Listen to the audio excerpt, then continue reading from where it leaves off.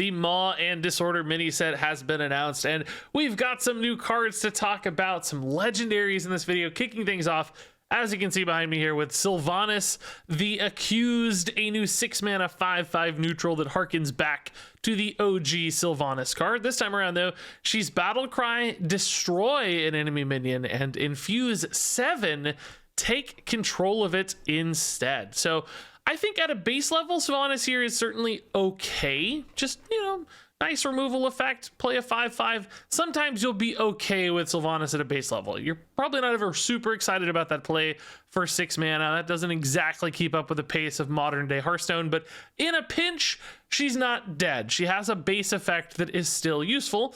And then, of course, her Infuse 7, taking control of it instead. That's really nice. Just a mind control that has a 5/5 bonus. I think that's going to be a really impactful swingy sort of card, especially in current Hearthstone with these really big threats on board. We have gigantic insatiable devourers. We have big priest minions they've made. Having a card like Sylvanas to take a powerful swing, just steal that giant thing from your opponent, I think that's going to be a big deal. So not only do you remove it, but you create that problem, that counter pressure problem for them as well. And some decks just won't have an answer to that. They just use their insatiable devourer. They may not have the second one ready quite yet to kill the one you just stole. So I can see this being impactful in current Hearthstone metas.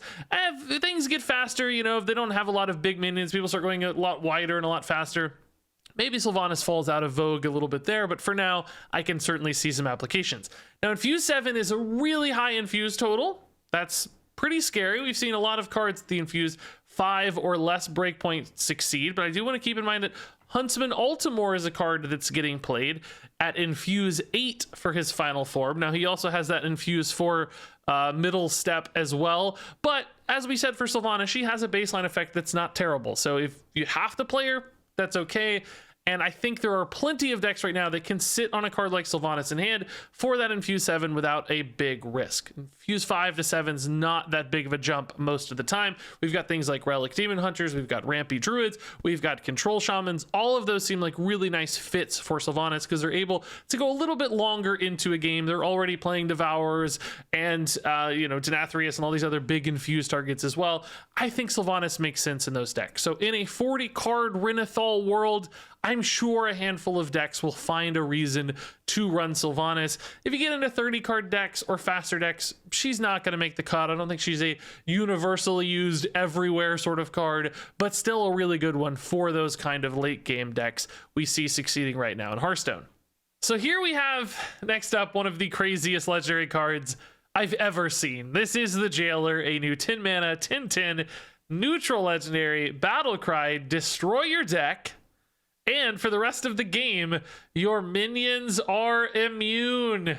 So just an army of immune minions. The idea with this one, of course, is a couple things. You could just have a handful of cards or minions, play the Jailer, destroy that deck, then use your handful of minions that are all immune, and hopefully that's enough to just overwhelm your opponent and win the game. Also, keep in mind the Jailer himself is immune. This is not your other minions, it's just your minion, so he is immediately a 10/10 immune. That could be an immediate problem sometimes.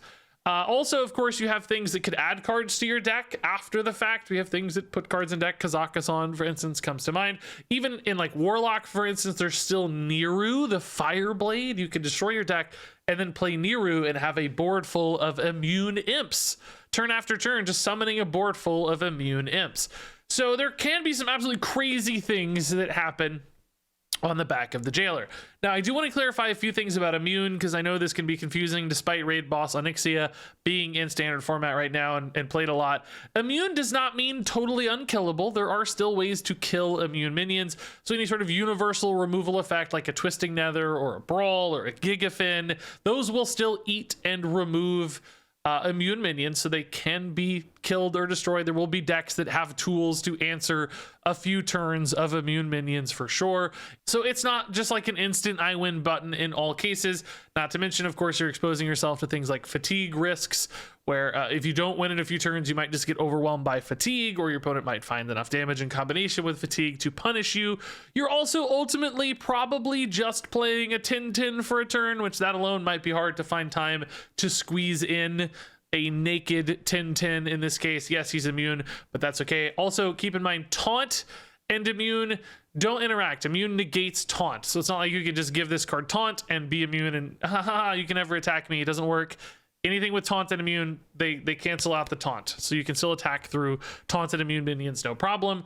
So, you know, I just want to clarify, this is not like an instant win as soon as it happens. There are still certainly a lot of ways for this to fail and backfire, and your opponent say, oh, that's no big deal, whatever, I'm just going to keep winning the game while you do your silly little shenanigans. That said, I still think there are other ways this can be a way to win the game, because you can just overwhelm opponents and create boards that are like really great at trading, cleaning up a board or two, rush minions take great trades, just building threats that your opponent can't remove. They won't always have a Twisting Nether or a Brawl, so some decks will just fall prey to the giant board overwhelming them, and maybe you can just whittle people down like that Niru I talked about. So this does present a win condition in some cases. Now, I don't think every deck is going to want to or be able to afford to play a card like this. In many cases, something like Denathrius would still be a better neutral win condition because he actually ends the game. This shifts the game into a winnable phase, perhaps, but it doesn't have that sort of immediacy of something like Denathrius. So you're going to have decks that are going to have to figure out some sideways win condition or way to turn this into a win condition, which might relegate this in some cases to meme status or really fringe status. I suspect there will be one deck that's able to use this well. Warlock comes to mind with Niru, with some of those empty deck cards as well, providing some nice swings on the back of the Jailer. I could see that being there, but I don't think this is the card that pops into absolutely every deck or becomes, you know, this synonymous with Hearthstone card like the Denathrius. I think it's more meme, more fringe, still relevant, still probably good. Maybe it's not right to call it meme, but for most decks it'll be a meme status. For one or two decks, I think it'll be an actual good relevant card. Very occasionally, I think it will be like, you know, right as it comes out, maybe a year down the road, somebody else figures it out, but just one that pops into play every now and then. But all the same, just an absolutely crazy effect. I'm gonna have a ton of fun with this card. This is the kind of Hearthstone card I absolutely love, even if I don't think it's gonna be out and out the most powerful sort of Hearthstone card. All right, so next up here is Totemic Evidence for Shaman, a new 1-mana spell. This one at a baseline, you can choose a basic totem and summon it. Not very exciting there. I don't think most people are happy to use a card to just get a basic totem. Rarely will that feel like a compelling play, but if you infuse this with 3 totems specifically, so they have to be totems that die to infuse this. This is one of the new advanced infused cards as they talked about it. This will summon all 4 totems instead, and suddenly that's pretty intriguing. Getting 4 bodies on board for 1 mana, that is a very efficient sort of play, especially in a totem deck where those might be buffed off of Stonewright, so they could have 2/2 stat lines on average. That's an impactful board for 1 mana. Getting 8 or 9 attack on board. The 1/1 totem goes to 3, of course. And that's big. That's really efficient for 1 mana. And of course, that also discounts Gigantotems really efficiently. 1 mana to discount 4 for your Gigantotem. So you can see how this feeds into some of the payoff cards currently in Totem Shaman. And I think really interestingly here, sometimes I know when I've played Totem Shaman, you get that Stonewright down and you lose your totem board at the same time because you're sort of pivoting from having an early game totem board into this just random 5/4, and then you have to redevelop very often. You have to build another wave of totems, and sometimes it can feel problematic to do that. It's hard to be very efficient on that next turn post Stonewright building out your totem board, and I think Totemic Evidence gives you a really effective way to do that because you're so efficiently getting 4 bodies on board. That's going to allow you to spend your mana on maybe reacting to something of your opponents, developing other cards. Suddenly that after Stonewright turn becomes a really powerful swing as opposed to a bit of a stall out that it can currently feel like sometimes. Suddenly a full board of totems is like, man, the opponent's struggling to deal with all of these different bodies simultaneously. So I think there is something there, and that plays a little bit into the infused side of this. Normally, cheap cards like this, you want to play them as soon as you can, but if you're holding this for that big swing opportunity later, you might not mind that it has this infused 3 totems check on it, because you're sitting on it for a while anyway to make those impactful plays.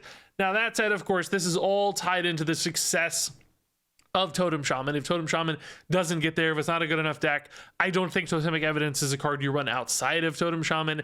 You know, for instance, could this be in an evolve deck?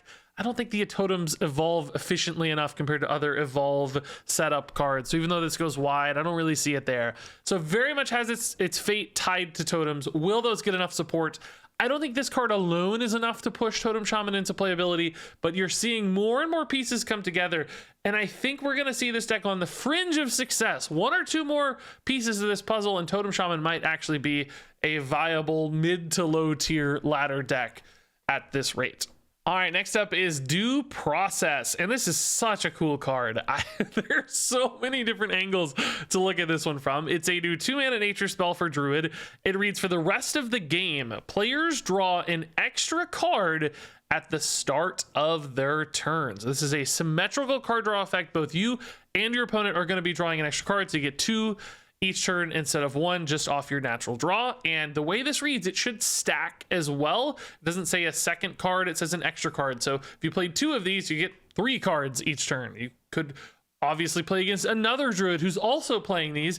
You could maybe draw 5 cards each turn. You could make copies off of this with Moonlit Guidance, and you could draw maybe 9 cards per turn if both Druids are up for it. So some real shenanigans could happen here with Due Process. That's not likely, that's not typically going to be relevant, but still pretty funny, and does actually open up some opportunities for this card as a mill card. We've seen mill Druid stuff work well in wild format, or maybe not well, but it works, let's say.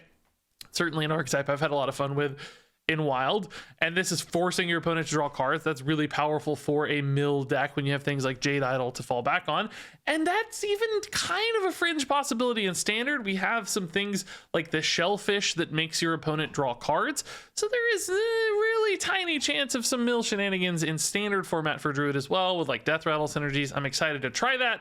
I do not think it will be a relevant meta deck, but still really fun. Now, beyond that, the actual use case for this card, right, is shoring up your card draw, just making sure you have extra resources under the assumption that you're going to be able to better utilize those resources than your opponent, perhaps because you have more mana, perhaps because your cards are better than your opponent's on average, more impactful, bigger, whatever it might be, and therefore Due Process gives you some advantage if you're willing to sacrifice 2 mana for that. There's also this option that you could use this as a reload tool for aggressive decks. We have things like Aggro Druid in the meta right now that can sometimes run low on resources. You could maybe weave in a Due Process into your early turns to make sure that you have a better chance at keeping your hand full.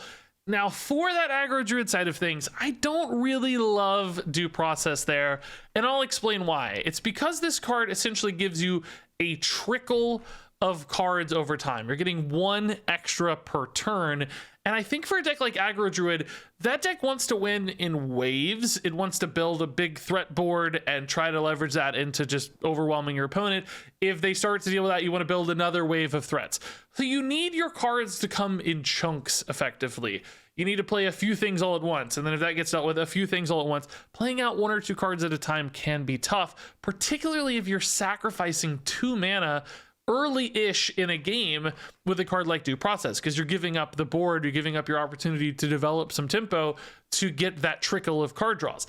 I think that's why we've seen cards like Composting succeed historically in Aggro Druid decks, because often you draw 4 cards all at once and then you can reload and dump all 4 of those cards simultaneously. Because your cards are so cheap, you can effectively do that. Now right now Aggro Druid's not running Composting, for the record. They're running Crooked Cook instead, and Crooked Cook is a little bit more in the shape of Due Process, but notably Crooked Cook is not sacrificing on board. You're still developing stats with that high health body that allows you to then buff and follow up on that body and turn it into some real tempo advantage. So I don't really think this would ever squeeze out Crooked Cook. If the sort of tides shift and something like Composting makes sense again for that kind of deck, I think Composting is a more effective card draw reload than Due Process would be for aggro deck. So I do see a little bit of awkwardness here in how this card's going to slot into an aggro deck. And then when it comes to bigger decks, ramp decks, slower Druids, I feel like they have so much effective card draw anyway, and it's card draw that's on demand, which can often be better than card draw that's set up over time. I don't know that this is going to be worth it. It might be a freebie you toss in, but then giving your opponent extra resources is a real risk in that case. Not to mention, your opponent actually gets the resource before you do the first time around, because this is start of turn. That means they're immediately going to get an extra card right after you play this. It's going to take you another turn to get that extra card. So that will occasionally have some downsides as well. So all in all, like, this is a really big effect, and sometimes effects are just so big that they get played anyway. They just carve out spots for themselves because it does so much. Because this could effectively be 2 mana, draw 10 or something, and it's obvious that a deck could do something with that someday. As it currently fits into standard format Hearthstone, I don't see Due Process really making a home for itself. It feels like Druid kind of has this problem solved right now, but post-rotation, there are certainly some worlds I could see opening up for Due Process where it's just big enough that it does something. Plus, it has an incredibly clever name. So finally here we have Murder Accusation, a new rogue spell. It's 2 mana and it reads choose a minion and then destroy it after another enemy minion dies. So the most typical use case for this, I think, is your opponent plays a big 20/20 minion. Maybe it's a Insatiable Devourer like we talked about, maybe a big Priest Naga buffed minion, or a Boon of the Ascended copy, for instance, and you're rogue and, you know, most of your removals like deal 3 damage, and suddenly it's like, oh god, how do I deal with that thing? Well, now you can cast Murder Accusation on the big thing and then use your Bone Spike or whatever on a small minion and effectively deal with both. This is a very cheap, efficient way to kill big things, just with this condition built in that you need to kill something else alongside it. And I could see some awkwardness there sometimes where, you know, like you want to use your hero power to hit a 1/1, but there's a taunt in the way, and the taunt's what you need to kill with a Murder Accusation.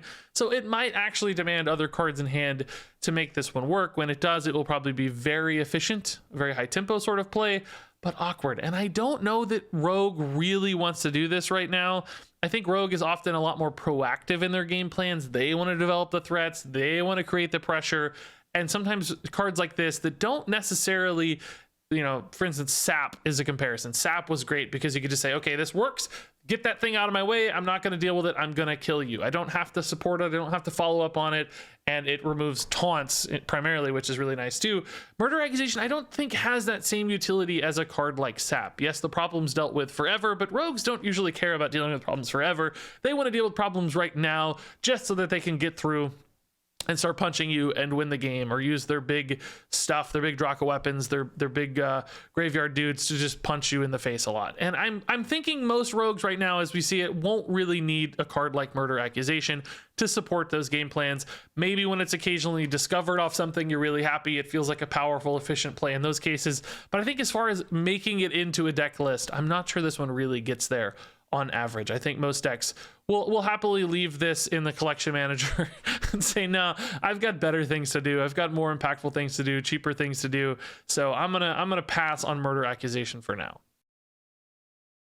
Sylvanas the Accused is a 4-star card. The Jailer is a 3-star card. Totemic Evidence is a 3-star card. Due Process is a 3-star card. Murder Accusation is a 2-star card.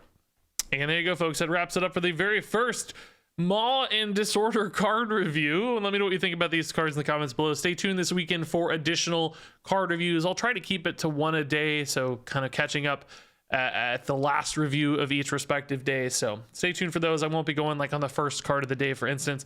But that said, look forward to discussing all these cards, hearing your thoughts and more. Thanks much for watching, and until next time, game on.